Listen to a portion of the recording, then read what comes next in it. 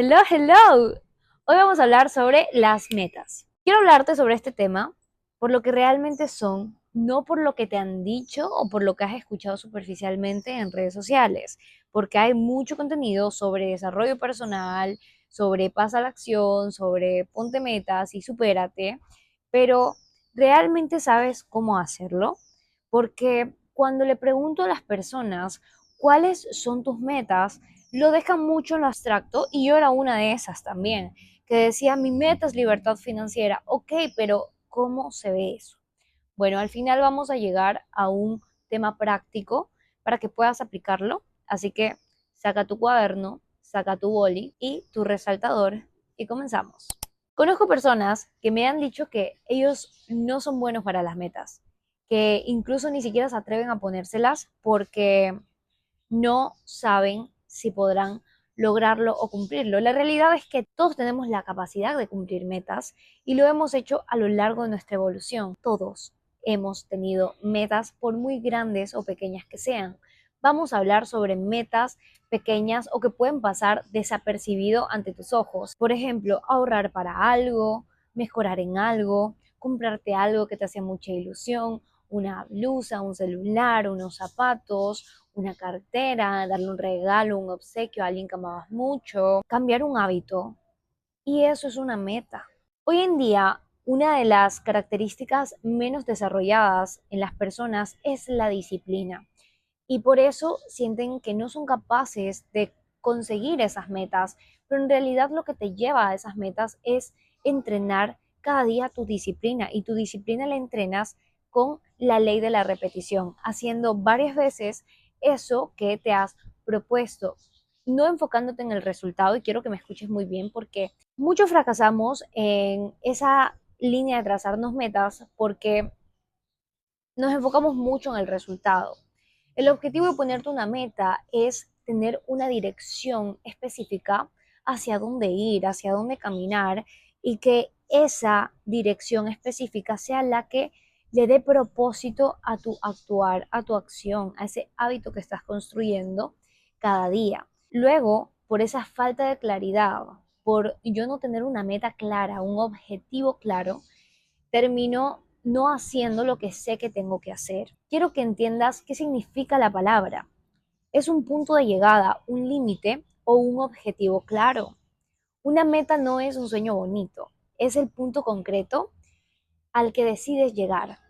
Por eso es importante que bajes y aterrices muy bien esa meta que tú deseas alcanzar, para que así puedas tener una tangibilidad, o sea, que sea tangible, que tenga forma. ¿Cómo se ve eso que quieres alcanzar y cómo lo vas a hacer? Muchos también fallamos en nuestro trazaje de metas porque no tenemos un plan claro para construirlo. Y aunque sabemos que no podemos controlar el cómo o la forma en la que se va a dar eso, el tener una meta clara y escribirla te va a llevar a tener un enfoque direccionado. Dios pueda poner en tu camino las circunstancias para que tú puedas ir hacia ello. Tener claridad en lo que quieres construir está íntimamente ligado con la ley de atracción.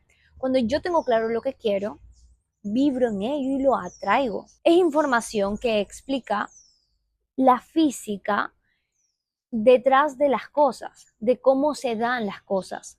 Pero eso no es lineal. Tú por eso tienes que tener muy claro qué es eso que quieres alcanzar e ir por ello. E ir por ello. Porque eso sí está dentro de tu control. Lo que tú tienes que hacer. Lo que a ti te corresponde. Y eso es tener ese sentido de responsabilidad. Mira, nadie es perfecto. Yo no lo he sido.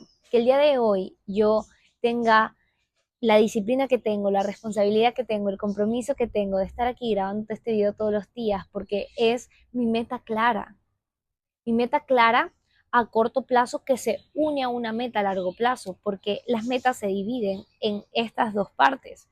Pero yo te recomiendo mucho que aquellas metas que tú tengas a largo plazo estén conectadas con esas metas a corto plazo. Y es que en realidad es así, o sea, yo a largo plazo puedo verme con una comunidad muy grande, con personas que consumen este contenido y que les ayuda a darles claridad, orden a sus mentes y aterrizar muchos conceptos que de pronto son muy superficiales en su mente. Esa es mi meta a futuro, pero ¿cuál es mi meta a corto plazo? Hacer un video cada día, sin fijarme en el resultado. Simplemente sé lo que tengo que hacer y es lo que doy, lo que entrego. Para también tener una meta tienes que trabajar esa base espiritual que te permite tener esa fe, esa convicción y esa certeza en lo que aún tus ojos no pueden ver. Yo no nací así, en el entorno en el que crecí no se me inculcó. Sin embargo, a medida que yo iba creciendo e iba viendo las características de las personas que yo admiraba, decía, admiro mucho la disciplina de esta persona, admiro mucho el compromiso, la puntualidad de esta persona.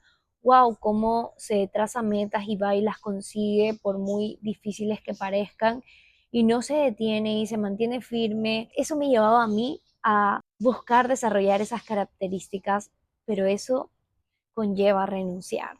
Para yo empezar a ser disciplinada tenía que renunciar a esa comodidad de no hacer las cosas cuando tenía que hacerlas. Tuve que renunciar a mi dependencia emocional de solamente si emocionalmente tengo ánimos, voy y lo hago. No se trata de eso. Mira, el desarrollo personal no es solo tener metas, es atreverte a ponerte metas grandes y sostenerlas en el tiempo, es atreverte a renunciar a aquellas cosas que te alejen de esas metas. Tener claridad sobre hacia qué dirección tú te quieres dirigir te va a permitir a ti saber qué cosas tienes que renunciar.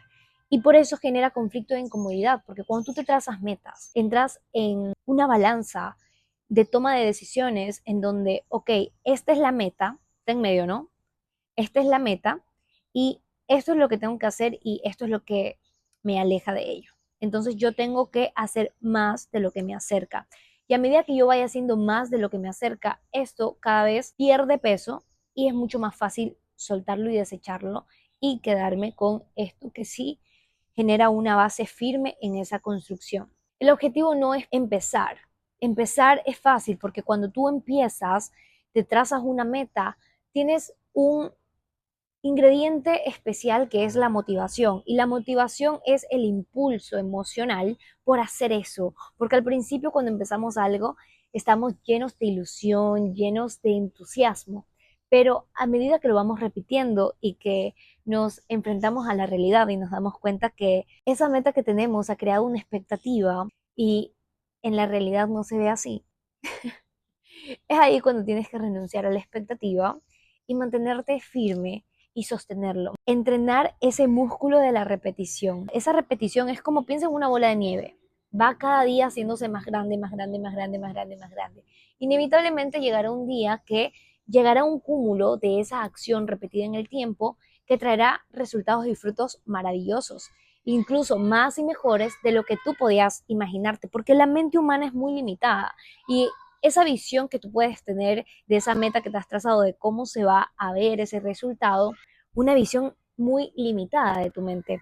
Pero Dios, que te está respaldando y te está sosteniendo en todo el tiempo, y es importante que lo reconozcas en el camino para que puedas confiar en Él y seguir en ese proceso, tener esa fortaleza, ese dominio propio, esa fortaleza espiritual de seguir ahí a través de este instrumento que tenemos nosotros, ¿no? Que es nuestro cuerpo, nuestra mente, que nos permite crear esa estrategia. Tú tienes que mantenerte pues en esa certeza y seguir haciendo lo que tienes que hacer. Y ya llegará un punto en el que llegas a un resultado determinado y te das cuenta que lo que realmente te permite disfrutar de ese resultado ha sido el proceso detrás de eso. Y no es solo desear, sino dirigir. Y por eso el dominio propio es muy importante en este proceso. Hubo una pregunta que en mí surgió al momento en el que entré en este estudio de las personas a las que les preguntaba qué era para ellos desarrollo personal, qué metas tenían. Descubrí 4 razones principales por las que las personas no se ponen metas. La primera es porque no ven su importancia. Nadie les enseñó y no lo tienen integrado. Muchos no tienen metas porque no se criaron en un entorno en donde esto se potenciara. Las conversaciones que suelen haber son conversaciones de problemas, de quejas, de conflictos, de calamidades o de quejas o críticas del otro, en vez de ponerse a hablar sobre las metas personales de cada uno y que ese sea el tema importante de conversación. Yo no he tenido una conversación así con mis padres, por ejemplo. Nunca lo tuve. Es más, ni siquiera tuve conversaciones con mis padres porque muchas veces me tocaba comer sola. Vengo de un hogar disfuncional donde hubo un divorcio que gracias a Dios ahora es funcional porque hemos puesto el trabajo, nos hemos responsabilizado de ello para que así sea, pero en su momento pues no, imagínate. Entonces es importante que te rodees de un entorno en donde hablar de las metas sea una normalidad, para que poco a poco te vayas familiarizando con ello. Incluso conozco personas que se han criado con padres que sí les inculcaron esto desde muy niños. El tema de conversaciones siempre en las comidas o en las reuniones familiares era sobre metas y logros. Y eso inevitablemente te exponía a un entorno de realización, de desarrollo, de crecimiento personal que te llevaba inevitablemente a ponerte metas, a poner tu enfoque en expandir tu potencial humano, en descubrir y desarrollarte como ser humano en diferentes áreas. Sí, el entorno influye mucho, pero nunca es tarde. El segundo, el miedo al rechazo. Esto va más allá del que dirán. Esto está íntimamente ligado a tu trabajo de desarrollo personal, a tu trabajo de autoconocimiento. Si tú no has identificado en ti esa herida de rechazo, esto a ti te va a perjudicar en absolutamente todo lo que hagas, sobre todo cuando te pones metas. Porque cuando yo me pongo una meta y alguien me dice que no, o incluso yo mismo no me valido y rechazo aquella incomodidad que estoy sintiendo en ese proceso de ejecución, voy a abandonar. Voy a abandonar porque no voy a aguantar. Porque inevitablemente tu inconsciente siempre va a buscar que el inconsciente se vuelva consciente para que tú lo veas y lo trabajes. Entonces, ese día de rechazo te va a seguir y va a ser parte de tus debilidades que ocultan tus fortalezas. Mientras tú más te entrenes en tolerar el rechazo, mayor capacidad vas a tener de poder seguir y avanzar. Cuando tú haces un trabajo interno, se cambian totalmente tus creencias. Mira, te lo voy a poner en mi caso personal. Yo soy muy buena vendedora y esto no tiene que ver con que yo he desarrollado habilidades para vender o he hecho algún curso de estrategias de ventas. Nada de eso, sino que tengo una buena base de desarrollo personal, una buena base de autoconocimiento. Tengo entrenada mi gestión emocional, entrenada mi mente, entrenado mi observador interno que me permite observar mis pensamientos y poder resignificarlos y redirigirlos. Si alguien me dice que no y veo que yo me desanimo por eso, yo simplemente cambio mi pensamiento para cambiar mi actitud y digo, ok, acá fue un no, pero la siguiente persona puede que sea un sí. Y voy así, y voy con esa certeza. Y es tanta mi certeza y mi convicción interna que termina inevitablemente siendo un sí. Y te voy a poner un ejemplo de lo que pasó hoy en tiempo real, hace unas horas atrás. Yo encargué una ropa deportiva, no me quedó como me gustaría o no me gustó el color. ¿Cuál fue mi idea? ¿Dónde puedo ofrecer esta ropa? Ok, en un lugar donde las personas entrenen, en un entorno donde este tipo de vestimenta sea utilizable. La llevé al gimnasio al que voy. Vendí absolutamente todo. Y tuve que pasar simplemente la incomodidad de ir, acercarme a la persona y preguntarle y ofrecerle. Y al final, cuando ya me iba, me quedaba una sola prenda y vi una chica y dije, wow, a ella le queda esto, pero no la conozco, no sé quién es, y ¿será que realmente la quiere o no la quiere? Y si me dice que no, porque la duda siempre va a existir. Pero el objetivo es que tú tengas claro cuál es tu propósito. Y mi propósito era venderla. Y dije, es que si no lo intento, si no lo ofrezco, no la voy a vender. ¿Qué más da? Nada pierdo. O sea, ¿qué es lo peor que puede pasar? Que me diga que no la desea. Ya, no pasa nada. Porque no es obligación de nadie que te compre. Tú simplemente tienes que tener el objetivo claro de ofrecer, de servir. O sea, yo te estoy ofreciendo esto, si no te gusta, si no te sirve, no le ves utilidad, ok, no pasa nada. Habrá otra persona que sí lo verá. Y eso es familiarizarte con la abundancia, tener una mentalidad de abundancia y no de escasez. Fui y se lo ofrecí y fue tan rápida la compra. Ella se llamaba Gaby y me dijo, ay, sí, me encanta, ¿y en cuánto está? Y le dije, está en $10. Ok, dame tu número de cuenta y te transfiero. Ok, pum, pum, pum, pum, pum. No me tomó más de 5 minutos hacer esa venta. Y todo fue gracias a qué? A que me atreví a hacerlo, me atreví a comunicarlo. Muchos de los conflictos que se generan es por falta de comunicación. No tenemos desarrolladas habilidades blandas como la comunicación, la vinculación, la relación entre un ser humano y otro. Hay que entrenarnos también en eso. Y eso se hace a través de la repetición y la práctica, no a través de la teoría. Así que pon en práctica todo lo que tú adquieras en este maravilloso espacio creado para tu expansión, para el entrenamiento de esa mentalidad, pero de ti depende ponerlo en práctica. La tercera razón principal por la que las personas no se ponen metas es el entorno que invalida. Comparten sus metas con personas que critican en lugar de construir y edificar. Cuando tú te trazas metas, tenlas guardadas. Sé confidencial con ellas, no por miedo que te las quiten, sino por amor y por cuidado, por protección.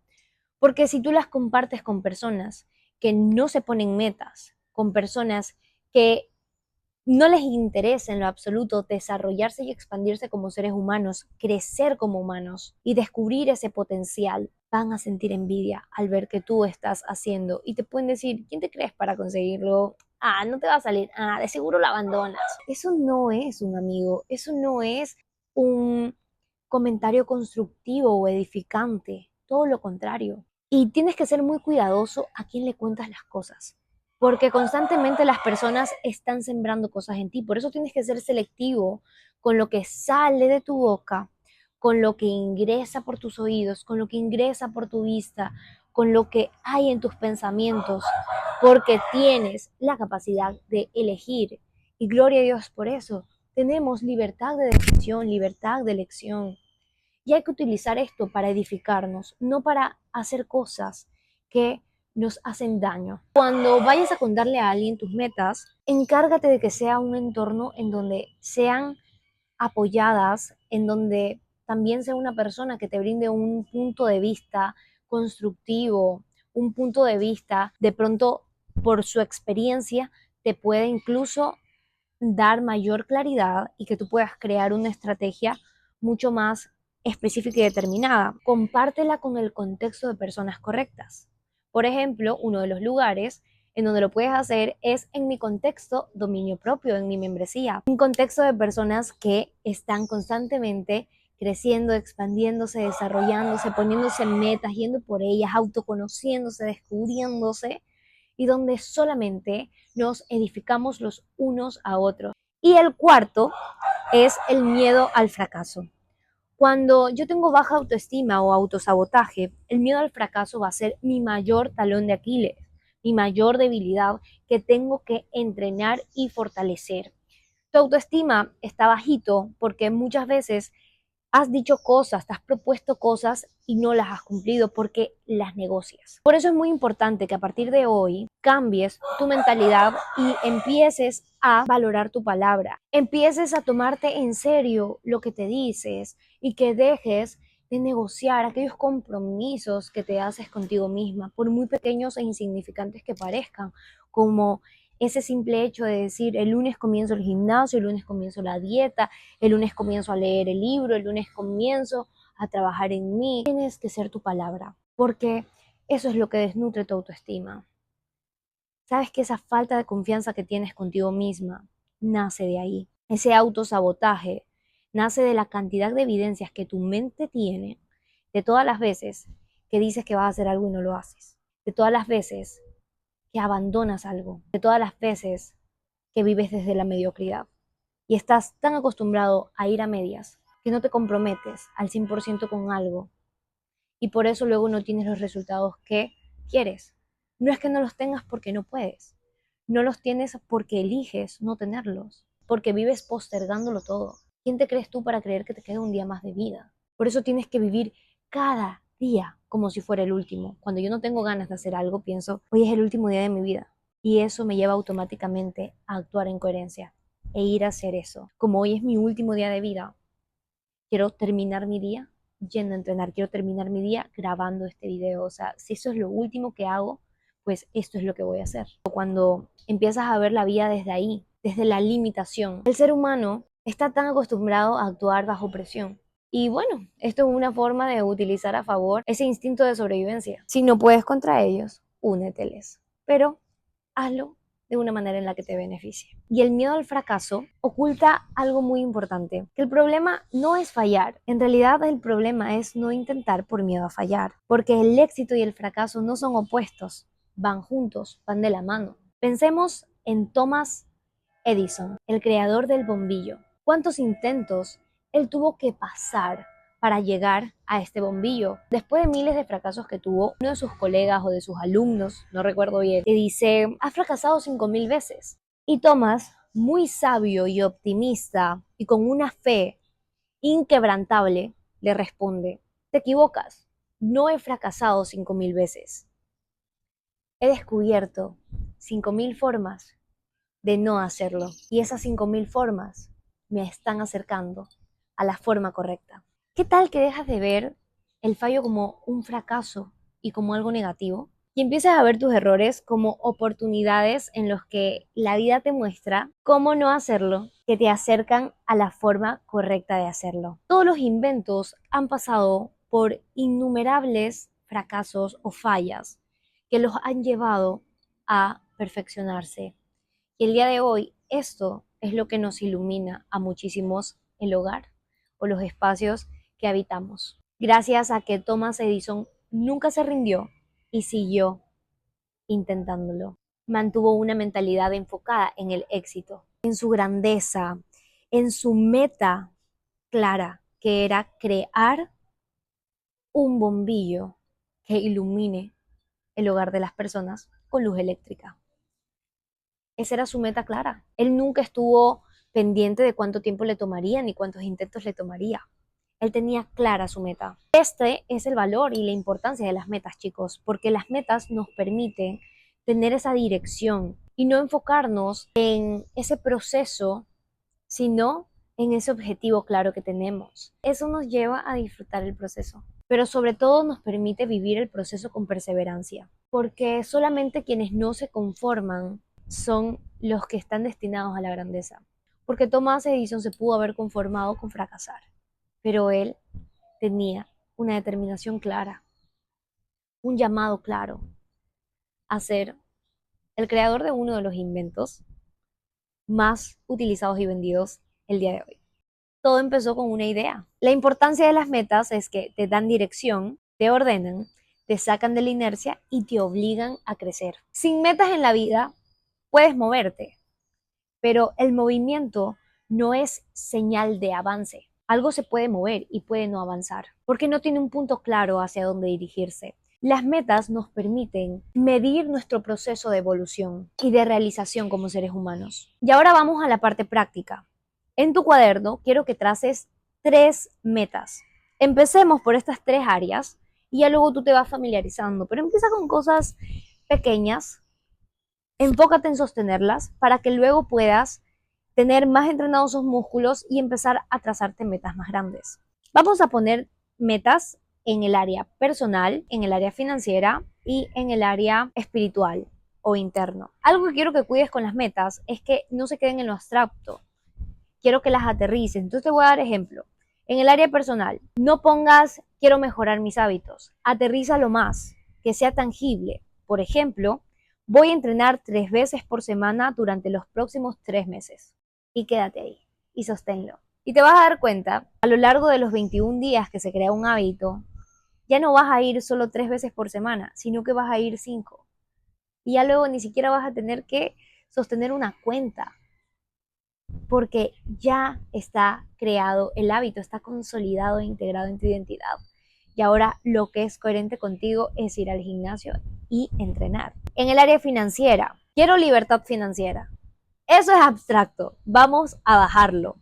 Por ejemplo, voy a generar $500 adicionales al mes en los próximos 2 meses. En el área interna o espiritual, quiero paz mental, quiero mejorar mi conexión con Dios. ¿Cómo se ve eso? En formas prácticas. Para la conexión con Dios, voy a empezar todos los días a tener una conversación con Dios en las mañanas y en las noches. Voy a hacer devocional y voy a determinar de 6 de la mañana a 7 de la mañana este espacio para hacer estas actividades. Y adicional a eso, voy a añadirle 15 minutos de escritura para poder ordenar mi mente, mis pensamientos llevar una agenda en donde pueda poner qué voy a hacer el día de hoy, cómo voy a distribuir mi tiempo.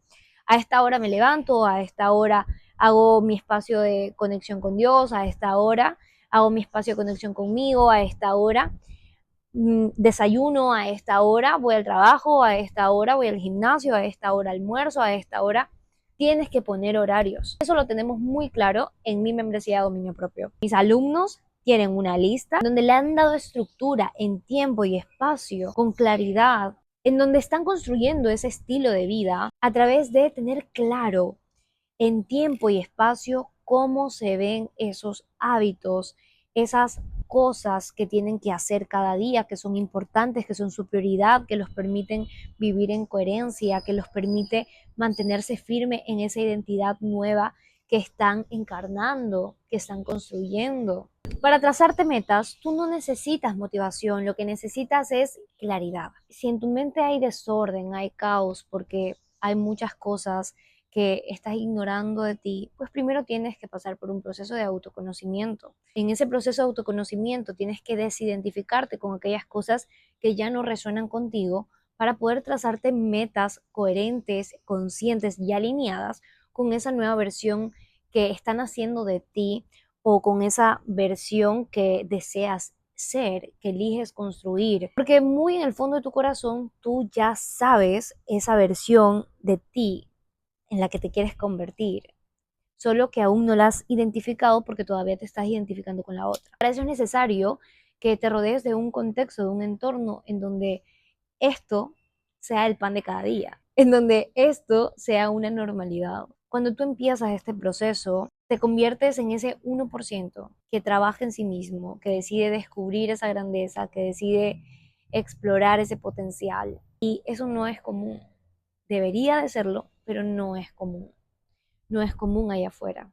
Somos pocos quienes nos dedicamos a este camino y entendemos la responsabilidad que tenemos al tener una oportunidad de vida y queremos vivir con propósito, queremos vivir con intención, porque reconocemos que nuestra vida no es un accidente, sino que nuestra vida tiene un propósito y lo sentimos. Aunque no sepamos reconocerlo, sentimos que nacimos para algo más. Así que mi invitación es esa, que te rodees del entorno correcto, que consumas la información correcta, que te construya, que te edifique, que te dé claridad, que te dé herramientas prácticas para tú poder bajar esto a tierra, a planos tangibles y poder pasarlo a la práctica, porque donde uno verdaderamente integra es cuando lo pone en práctica, cuando lo pasa a la experiencia. Mientras tanto, la información es solamente intelecto y la información sin práctica no puede generar una transformación. Me ha encantado compartir sobre este tema contigo. Nos vemos en el camino. Bendiciones. Chao, chao.